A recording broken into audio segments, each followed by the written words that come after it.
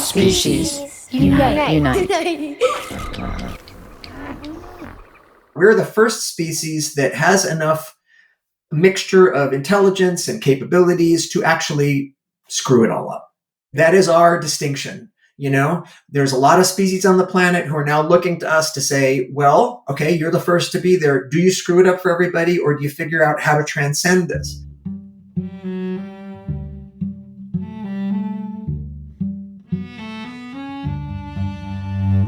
Hi, I'm Elizabeth Novogratz. This is Species Unite. We have a favor to ask. If you like today's episode and you have a spare minute, could you please rate and review Species Unite on Apple Podcasts or wherever you listen to podcasts? It really helps people to find the show.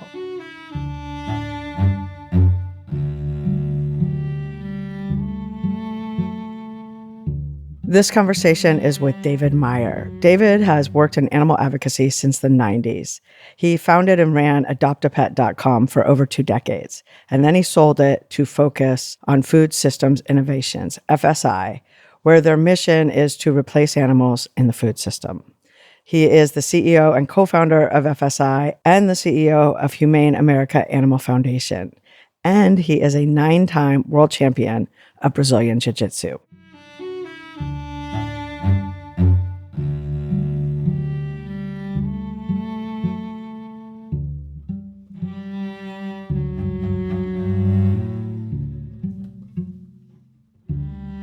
Well, David, I am so happy to have you here. Thank you. Thank you so much for having me, Beth. You have a really incredible story, and I want to get to your current life and your current world, but I want to work up to it because I want to talk about all the things you've done before this, especially how you started in animal welfare and how you started your life. I mean, I've always loved animals, like so many of us, and I had a dog growing up, and of course didn't understand anything about anything.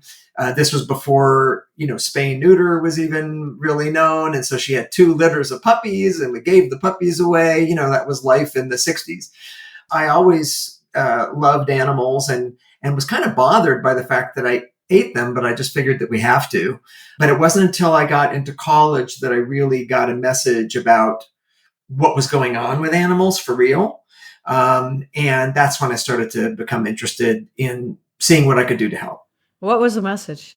I think it was an animal rights organization, might have been PETA, that had a table with some literature at UCLA. This would have been in the early 80s. I looked at that and I took it, and I remember thinking, wow, this is really bad what we're doing to animals, and I don't want to participate in this. But I didn't actually become a vegetarian until I took a year after college. I was dating someone and she was taking a year abroad. She was still in school, and I took a year off, and we actually went and lived in Israel. And she suggested, why don't we become vegetarian while we're here? Because she had had an experience where she had raised some chickens on a farm and then was asked to slaughter them, and she didn't want to do it. And it was perfect time for me because I was away from all my friends, away from McDonald's, away from everything in this weird environment anyway. So let's just eat weird food here anyway. But so I became vegetarian, and I was concerned that I wouldn't be able to live, in terms of my strength. But it turns out I got stronger. I got into better shape. And then within a year or 2, I dropped, dairy and all the rest of it. And I have never looked back. I'm 60 years old now and actually training for a world championship in Brazilian jiu-jitsu in just inside of 2 months. So I think that my diet is a huge part of that. You've been doing martial arts since you were 6 till you're 60, and you've had incredible success along the way. I have 9 world championships in Brazilian jiu-jitsu. I have taught alongside Steven Seagal before he was famous. I helped create with a good friend of mine, John Will, the curriculum that Chuck Norris's association of all his hundreds of karate schools use. Yeah, I've done a lot of stuff in the martial arts. And all as a vegan. Oh, absolutely. Yeah. Absolutely. No. And it's funny because I don't, I think people should do whatever is right for them. But I'm always being asked, how are you still doing this? And I just say, check your diet. And I have many professional fighter friends, UFC champions, Nick and Nate Diaz, These are guys who are just phenomenal, and they just become vegan because they think it helps with their athletic performance, and it does. Is it a thing now in the jiu-jitsu world? That's interesting. Many people know about the UFC, and many people have heard of something called Brazilian Jiu Jitsu, which really gave birth to the UFC. The family that came from Brazil, the Gracie family, the patriarch of that family, Carlos Gracie, was a nutritionist and he was vegetarian. And there's something called the Gracie diet, which is a vegetarian diet that many of the fighters, when they came from Brazil, observed. Then, of course, they got into American culture, and so that has tapered off a bit. But being vegetarian, at least if not totally vegan, has always been part of Brazilian Jiu-Jitsu and the Gracie diet. And certainly the vegan thing, well, what with Changers, the movie Game Changers, which is really good, people are now understanding that it's an option. Like, you don't have to be consuming large amounts of animal protein. It's actually not good for you, but it's also an option to not do that if you want, especially getting rid of the dairy. Because a lot of people are allergic to dairy and it, congests them. You get rid of the dairy, your athletic performance just takes a jump up. My wife actually is an Ironman. That's what they call anybody who has completed an Ironman, male, female, or otherwise. And she's been vegan for years and years and years. And she hangs with a whole group of vegan ultra athletes, and it works really great for them too. And I don't know the stats on this. I run ultras, and I feel like for longevity, in terms of like as you get older, it feels like the people who are getting older and doing these things, a lot of them are vegan. Like it definitely helps you do this for years and years and years. For sure. So, but in terms of my animal advocacy, what happened to me was I had been a musician, actually. That was always my thing. I was going to change the world by doing rock and roll music. And I had a lot of fun, and coming out of college, that's basically what I did. But at some point, I realized I don't think I'm going to need to like have a job here, because this is not exactly working that way financially that I wanted. And the keyboards, I was playing keyboards, and that was just the early days of keyboards getting connected to computers. And so it kind of drew me into computers. And so I became this little computer expert guy. And my day job was working in computers. And by night I was, playing rock and roll and doing jujitsu and doing martial arts. And I had a tragic thing occur where a young cousin of mine, just a freak accident, died in Salt Lake City. And that had me up, kind of left me up all night thinking. And I read a book called Way of the Peaceful Warrior. And the subtitle is A Book That Changes Lives.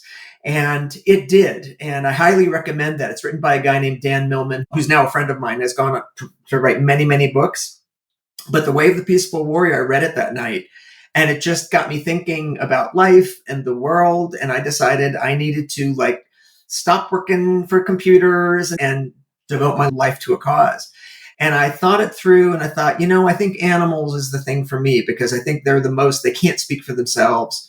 And what goes on with animals is just so bad. And it's really tied up with cruelty in any way. And so I decided animals would be my thing.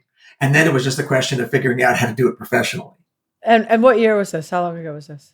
That would have been about probably 1990. I asked because nowadays you say, I want to work with animals. There's options that you don't have to be so creative as you did back then. Right? It's funny that you mentioned that, Beth, because I got out the phone book. Yes, this was pre, kind of internet days. Yeah, this would have been actually late 80s. And there were some animal welfare and some animal rights organizations locally. And I actually called one of them and said, hey, I want to come work for you. Do you have a need for a really good computer guy? And they basically said, computers, what are computers? You know what I mean?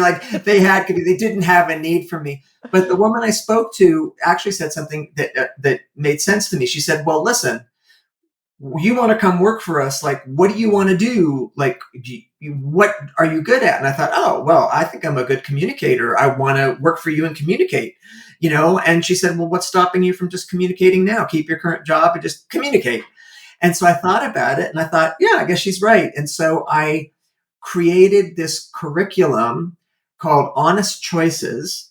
And it was for philosophy classes. And I called up UCLA, USC, Loyola Marymount. These were sort of the universities in my area in Los Angeles, and said, hey, I will come and give a free lecture to your philosophy class as an hour lecture on just animal stuff and how we treat animals and how, and very non-judgmental, just saying, listen, this is our logic behind it. I don't think it makes sense. Do you? And the philosophy professors were perfectly fine to have me come in because I sent the outline. It looked interesting to them. And so without being paid for it, I started advocating for animals. And then it was a year or two later when a job opening at one of these animal organizations did open up, and for an executive director. And I just knew, well, I had this because I had all the business skills. I had come from the for-profit world, and yet I had been giving lectures on this stuff. And that was sort of my entry into that. And then I sort of got to see the world of animal rights and what was going on at that time. This was at a time when there was just a lot of protests going on. And I did notice something at the time, Beth, that there were passionate people and they were doing things that made them feel empowered, but I wasn't always sure that it was leading to the goal that we wanted. It always seemed to me that if you're trying to, for any cause, right, but certainly for animals, you want other people to agree with you, and that's the win. Like if everybody thinks the way you think, whatever it is is your cause, then your cause is going to do great. Your cause is going to win. But anything that makes people close their minds probably is not the best thing. And I felt that what was happening at that time was people were protesting fur and protesting this and protesting that, but it wasn't really changing people's minds. It was just getting attention. And so I ended up leaving that organization and doing something. I had some people that I was working closely with at the time, and we thought, this fur stuff is ridiculous.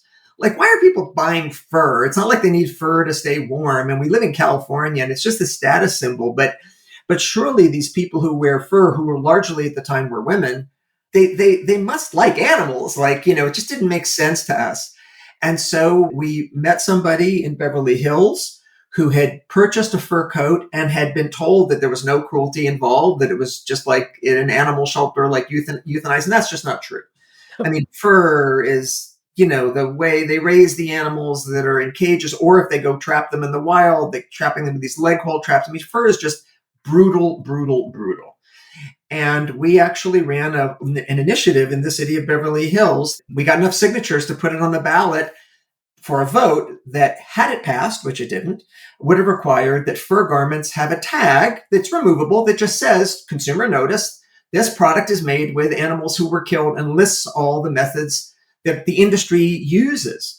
And it completely, of course, freaked out the fur stores in Beverly Hills, and it became this big contentious thing, but it was a real moment of education, because we weren't saying people shouldn't wear fur. We were just saying, don't lie to people when they're buying fur about how the fur is made.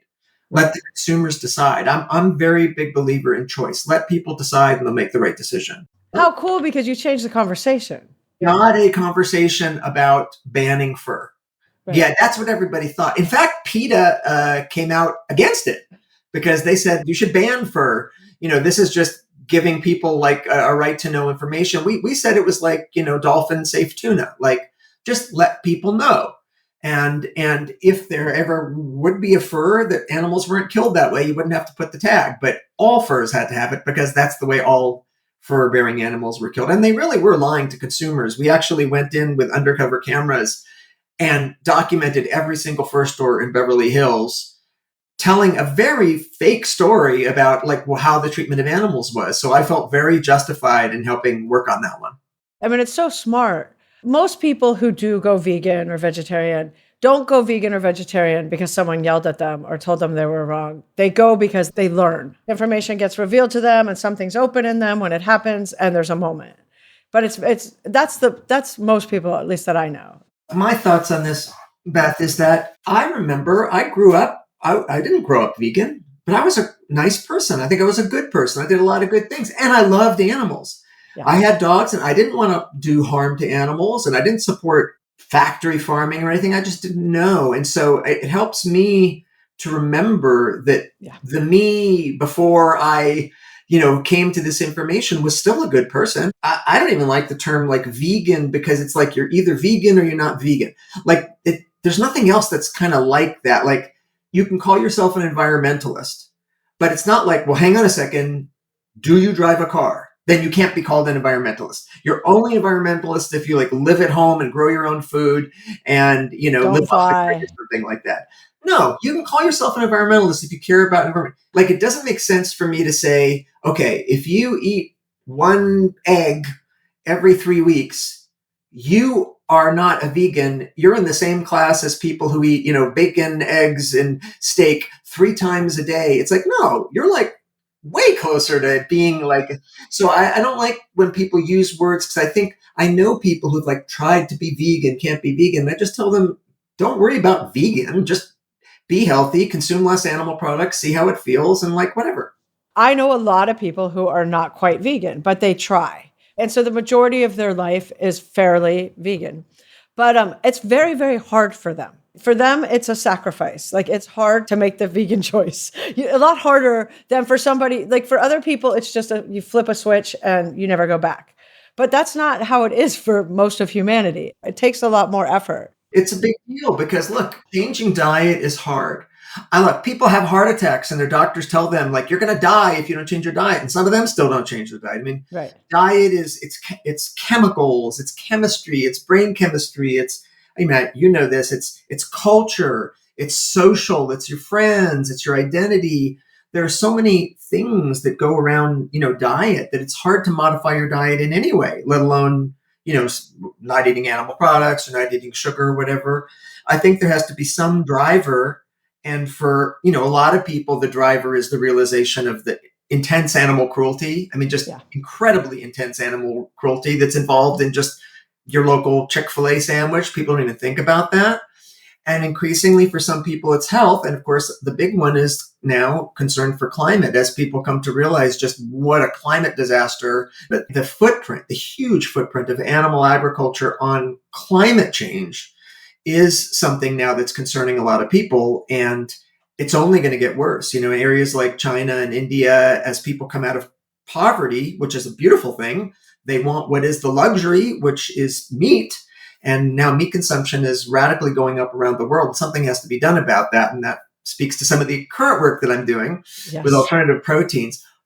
But I did want to tell you the story because you had asked about Adopt a Pet. But after that fur experience, that was just a big fight. And I just had a few friends and I said, like, what can we do to help animals where there isn't going to be just like an enemy and an opposition? And we thought, well, dogs and cats, like they're dying in animal shelters. Like, that's crazy. That's not really the word for a shelter. Shelter's supposed to shelter animals, but they're overcrowded shelters, and somehow killing animals became the accepted way of dealing with that overcrowding. And I thought, we got to be able to solve this. And so I and a few friends spent some time, really a year, looking at this problem. And we did this really great proposal. But just one page of that whole report was to create a better pet adoption website. And it was an aggregation of pets from different animal shelters. So you could just go to one place and search for the kind of pet that you wanted, and then go to the shelter or go to the rescue group and find the pet, rather than having to go from shelter to shelter to shelter. And that became Adopt a Pet. And adoptapet.com still exists today. And it grew and it grew, and it got to the point that we had like 30 employees, and we had big corporate sponsorships from pet food companies. And it was really, really good. And Adopt a Pet over the years has saved it's countless, millions of pets. But I realized that for me, I wanted to turn my attention to the issue of farm animals, because I felt like there were a lot of great people working on the companion animal issue in the United States, but it doesn't affect as many animals as farm animals does. And the level of cruelty is just off the charts with farm animals. And so I started getting involved, and our nonprofit created this program called Food System Innovations. And that's what I wanted to start to turn my attention towards. I also, at the time, had gotten married. My wife, Dr. Galena Hale, is a economist who was also interested, and she came to vegetarianism, veganism through environment. It just seemed like wasteful to her. She's an economist, right? We started to work on this together.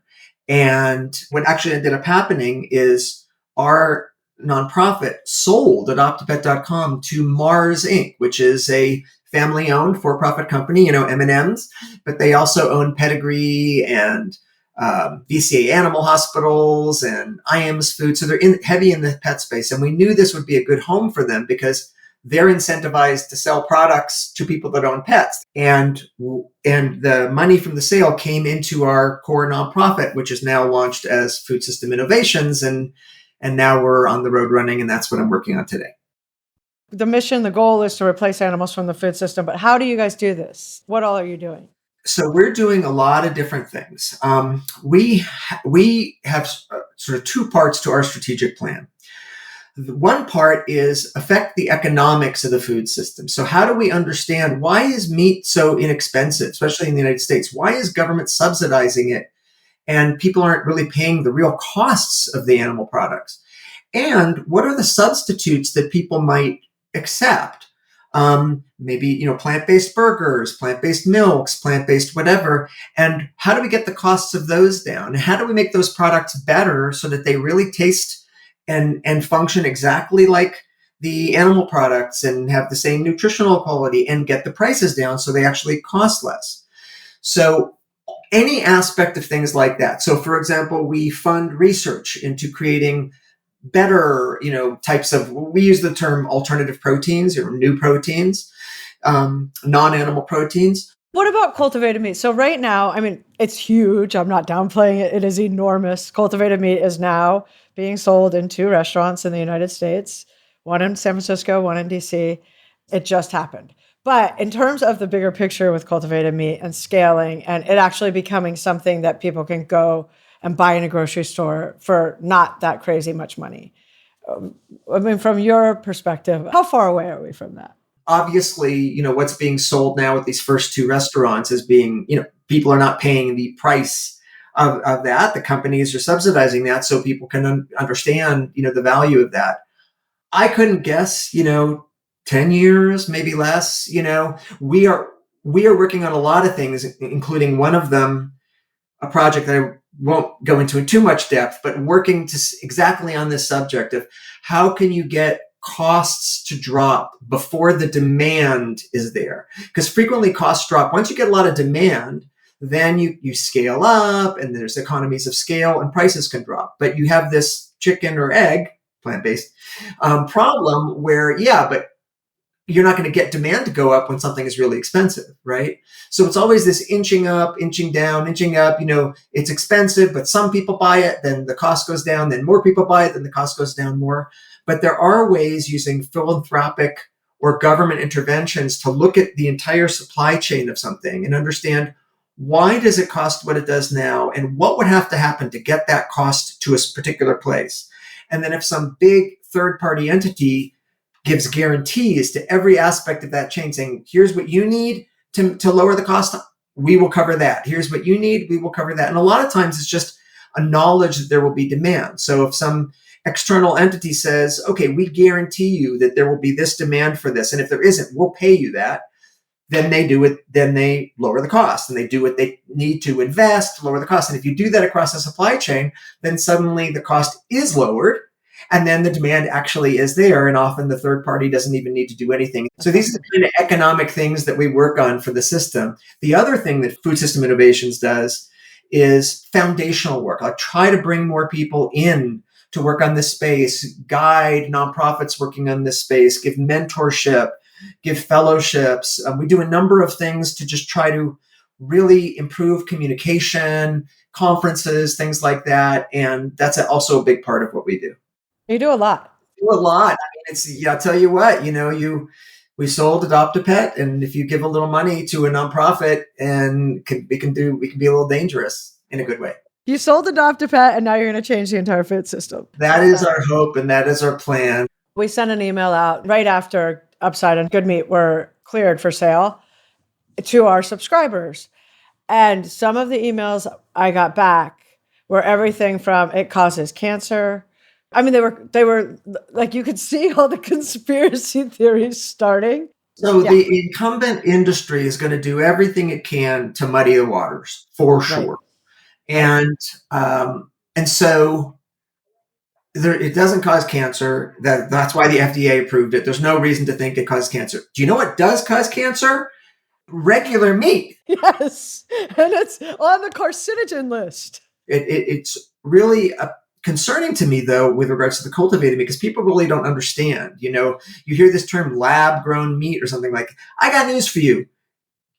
Anything that's in a box in the grocery store has come out of some lab somewhere. There's food scientists labs creating your Coca-Cola and your French fries, and the oils. Like, there's food scientists everywhere. All that stuff kind of came out of a lab.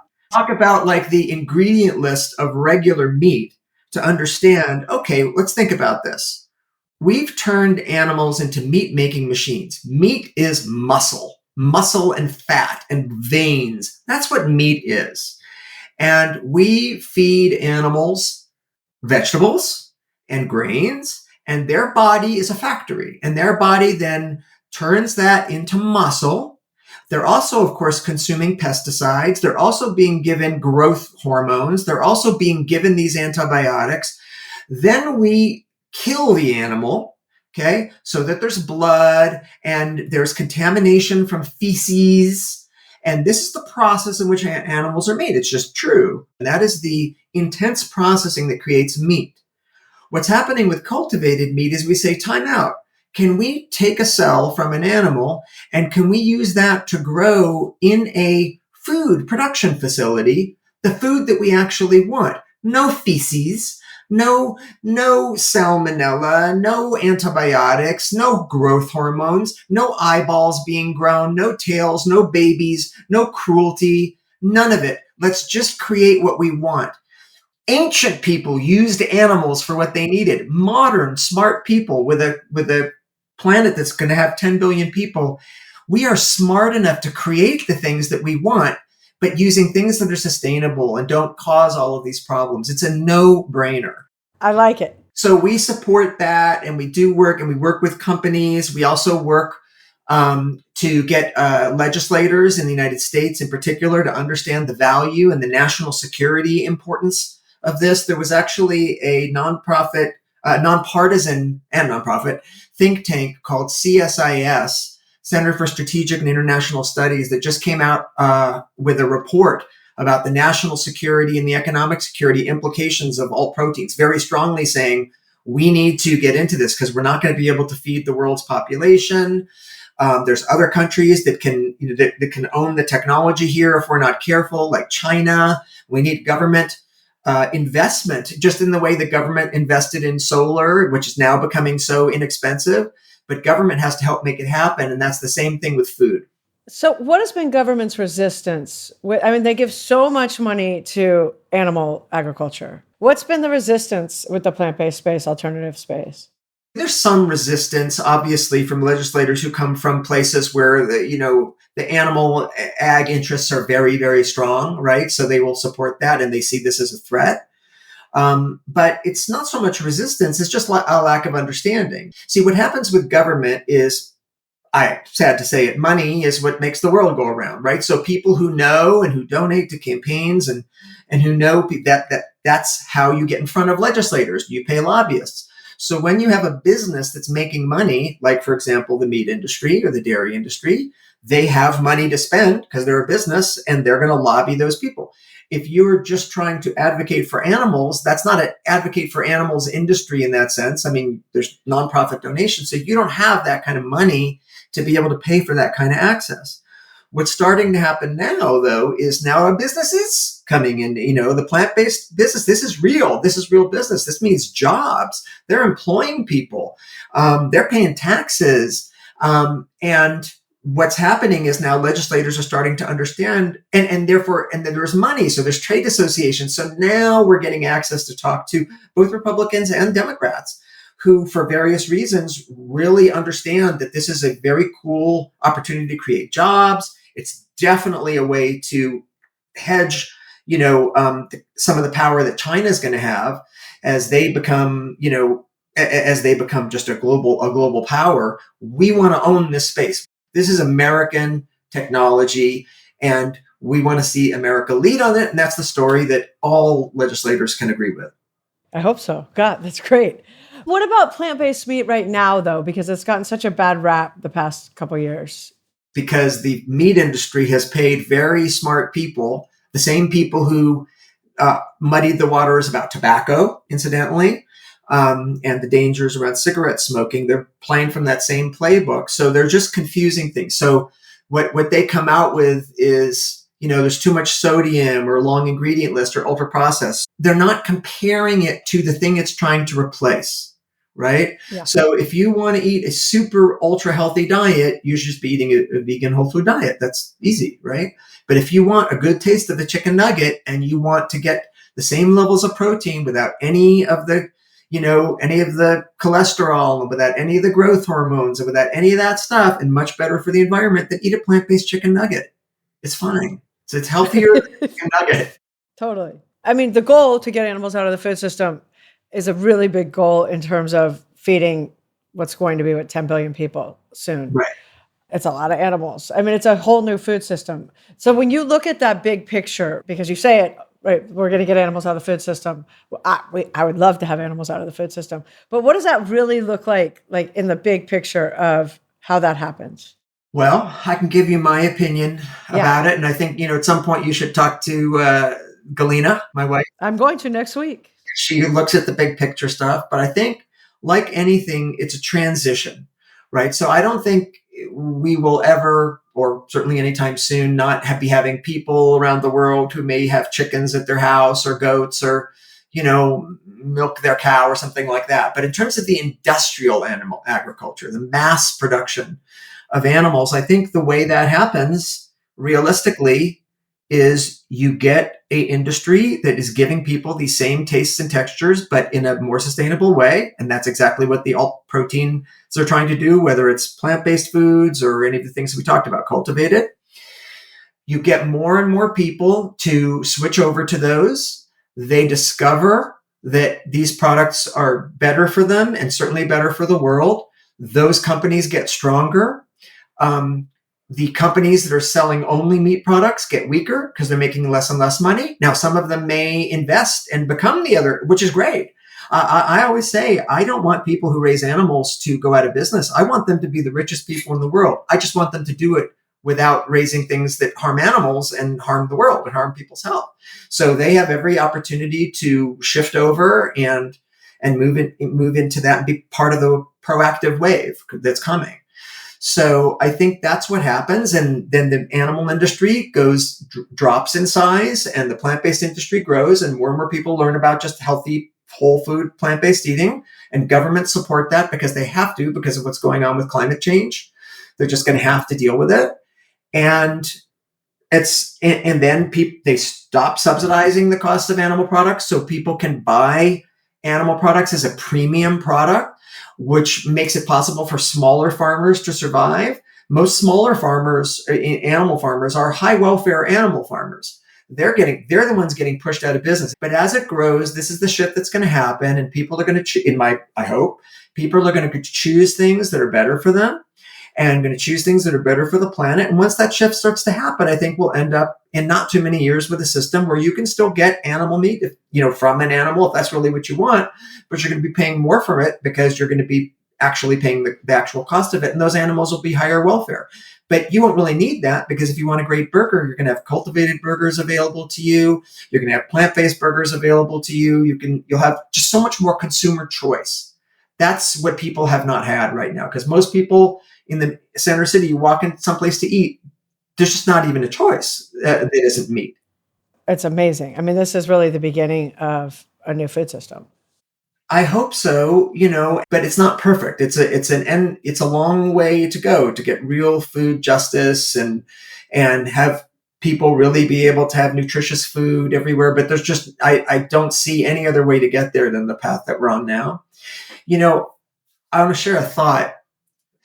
I think I have encountered, pessimism, especially on climate stuff, for people who are concerned about that and feeling like, what can we do? And, even the goals of the Paris Climate, Accord is to limit warming to no more than 2 degrees Celsius by the end of the year, which is 5-6 degrees, like that's considerable, and it's not averaged out. So some places are going to be a lot hotter and it's going to change the world. And these are not changes for the better.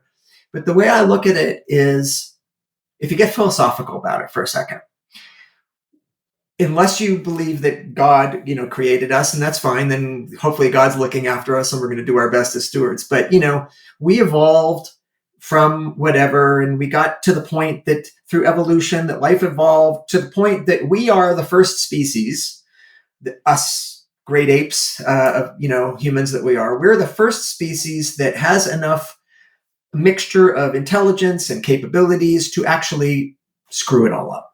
That is our distinction. There's a lot of species on the planet who are now looking to us to say, well, okay, you're the first to be there. Do you screw it up for everybody, or do you figure out how to transcend this? And a lot of the things that worked for us to get us to where we are today are now not going to work for us in the future. It didn't matter before. It worked for society to grow, and and we could just take from nature as if it was endless. But now we've reached the point where we can't keep taking from nature as if it's endless. And the question is, will we be able to make choices? And are we actually smart enough to figure out how to make this work for the life on the whole planet? The way I see it, that was inevitable. If somewhere else in the universe, life is developing somewhere else, I don't know what they're going to look like. I don't know if they're going to have two eyes or whatever, but I know for sure that at some point, some species will develop enough skill and smartness and capabilities to be able to destroy everything. And the things that got it to where it was will no longer work. And the question is, it's like a question mark now. We're at a crossroads. And to me, I like challenges. I'm the martial arts guy. My answer is, you bet we're going to figure out how to do this. And we're going to go through a rough patch or whatever, but we are going to fix global warming. We're going to fix our food system. We're going to find a way, because we're not going to lose this. And we didn't do anything wrong to get here. It was all inevitable. It's like, write the script again. Anywhere in the universe, it's going to repeat again. But there's always going to be this first species that gets to this point that now has to figure it out. And that is our responsibility. We are there. This is our time. We came at this time to do it, and it's going to be our privilege to figure this out for future generations and for the rest of the animals. And I think people should get behind that and get excited about it and get it done. I'm very excited about it. David, thank you. You're incredible. Thank you so much. I really appreciate it. And I appreciate all the work that you do and the visibility that you give to people doing such amazing work, and to all the people that take the time to listen to it and care and find ways in their own lives to do something productive. We're all in this together. We certainly are.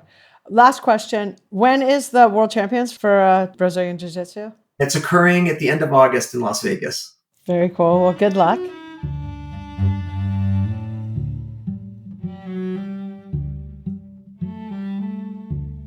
To learn more about David, to learn about food system innovations, go to our website, speciesunite.com. We will have links to everything. We're on Facebook and Instagram at SpeciesUnite. If you have a spare moment and you could do us a favor, please subscribe, rate, review on Apple Podcasts or wherever you listen to podcasts. It really does help people find the show. If you'd like to support the podcast, we would greatly appreciate it. Go to our website, speciesunite.com, and click donate. I'd like to thank everyone at Species Unite, including Gary Knutson, Caitlin Pierce, Amy Jones, Paul Healy, Santina Polke, Ayana Peoples, Olivia Deming, and Anna Kalner, who wrote and performed today's music. Thank you for listening. Have a wonderful day.